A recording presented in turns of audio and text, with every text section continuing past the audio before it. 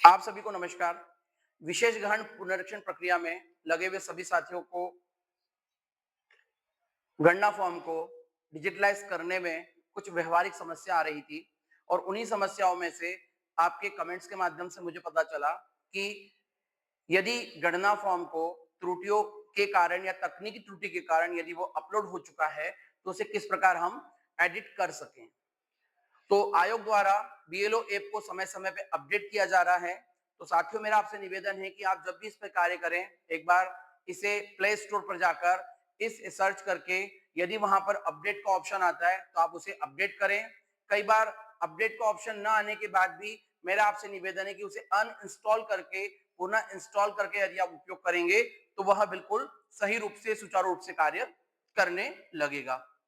इन्हीं समस्याओं का समाधान लेकर मैं मास्टर ट्रेनर संदीप परिहार, विधानसभा 165 सुसनेर, जिला आगर मालवा, आपको जानकारी लेकर यहाँ पर प्रस्तुत हूं। आइए हम देखते हैं कि हम इसको किस प्रकार कार्य करेंगे। तो हमारा जो मतदान केंद्र है, इस मतदान केंद्र को हम लॉगिन करेंगे अपने मोबाइल द्वारा। पंजीकृत मोबाइल से जब लॉगिन करेंगे, इस प्रकार की मूलभूत जानकारियां हमें प्राप्त होती रहेगी। साथ ही साथ यहाँ पर स्पेशल इंटेंसिव रिवीजन वाले ऑप्शन का ही उपयोग करना है। यहाँ पर क्लिक करने के बाद भाषा विकल्प का चयन, और भाषा विकल्प के बाद हम जब आते हैं तो यहाँ पर हमारे पास 5 विकल्प मौजूद है।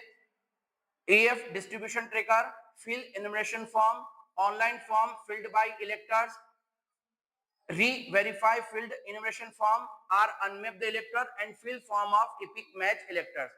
यहाँ पर कुछ जो कंटेंट दिए गए उनके बारे में मैंने आपको पूर्व में वीडियो जारी कर चुका हूं। आज मैं यहाँ पर आपसे चर्चा करने वाला हूं री-वेरीफाई, यानी जिसको आप वेरीफाई कर चुके हो उसको दोबारा कैसे वेरीफाई कर पाएंगे, अर्थात एडिट कर पाएंगे। और यदि किसी का फॉर्म भर दिया है, डिजिटलाइज कर दिया है, और यदि वो किन्हीं कारणों से मृत हो गया है या कहीं अन्य और अपना नाम जुड़वाना चाहता है या कहीं और उसका नाम है और वही रखना चाहता है, तो उसे अनमैप करने की प्रक्रिया भी हम देखते हैं। तो हम यहाँ पर जैसे इसका ऑप्शन का चुनाव करते हैं, हमारे पास वे मतदाताओं की सूची खुलेगी जिनका हम फॉर्म भर चुके हैं। जिनका हम फॉर्म भर चुके हैं वहां के लिए केवल एक ही विकल्प मौजूद है, व्यू डिटेल्स। व्यू डिटेल्स पर जैसे आप क्लिक करेंगे तो संबंधित मतदाता की 2025 से संबंधित जानकारी आपको यहाँ प्रदर्शित होगी। उसकी सामान्य जानकारी भी आपको दिखेगी, जैसे उसकी जन्म दिनांक, आधार, मोबाइल नंबर, पिता का नाम, माता का नाम, जीवन साथी का नाम।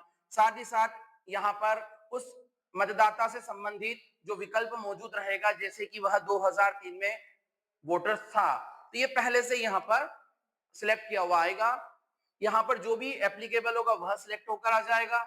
आगे बढ़ते हैं तो इसी क्रम में आप जब अगला पेज देखते हैं तो detail of the elector in the electoral of the last SIR, यानी कि ये 2003 में था तो 2003 का विवरण भी यहाँ आपको प्रदर्शित होगा। तत्पश्चात उस मतदाता की detail of the electors in the electoral roll of the last SIR, यानी कि वहां उसकी पूर्व की जो संबंधी ये जानकारी वहां रहेगी। उस इलेक्टर्स का यहाँ पर एनुमरेशन फॉर्म भी आपको दिखाई देगा जो आप यहाँ पर अपलोड कर चुके हैं, उसका फोटो दिखेगा। देन उसके बाद हम देखते हैं तो यहाँ पर हमें ऑप्शन प्राप्त होगा री-वेरीफाई, अर्थात एडिट आर अनमैप। तो जैसे आप उस पर क्लिक करेंगे तो यहाँ पर वह मतदाता आपको पुनः प्रदर्शित होगा। अर्थात जैसा हम फॉर्म भरने से पहले देखते हैं तो उसकी 25 की जानकारी, उसकी सामान्य जानकारी जैसे जन्म दिनांक, आधार, मोबाइल, फादर, मदर, जीवन साथी का नाम, इनको सुधारने का आपके पास विकल्प मौजूद है। साथ ही साथ ये तीनों विकल्प में से जो उसका एप्लीकेबल था कि वो 2003 में भी था तो आप यहाँ पर इसका चुनाव करेंगे। साथ ही यदि हम उसके किसी रिश्तेदार या उसकी स्वयं की जो जानकारी है 2003 की उसे अपडेट करना चाहें तो अपडेट भी कर सकते हैं। इस प्रकार हम उस मतदाता की जो जानकारी है उसको री-वेरीफाई करने का विकल्प भी आपको दिया जा चुका है। जैसे उसका गणना फॉर्म आप नए सिरे से यदि किसी प्रकार का सुधार है तो वह करके पुनः उसको अपलोड कर सकते हैं। साथ ही साथ उस मतदाता के फोटो का भी चुनाव का विकल्प आपके पास पुनः मौजूद रहेगा। तो इस प्रकार साथियों अगर हम देखते हैं तो यहाँ पर हम किसी भी दर्ज मतदाता जिसका डिजिटलाइज कर सकते हैं, उसे रीवेरीफाई करने का ऑप्शन आ चुका है। आप यह कार्य भी कर सकते हैं। लेकिन पूर्व में भी मेरा आपसे अनुरोध था कि आप अपने मतदाता सूची के मतदाताओं को वर्गीकृत कीजिए। जिन मतदाताओं का कार्य बहुत आसानी से हो सकता है, पहले उन्हें कीजिए, ताकि आपका कार्य की प्रगति अधिक से अधिक हो और आपके ऊपर तनाव थोड़ा कम हो।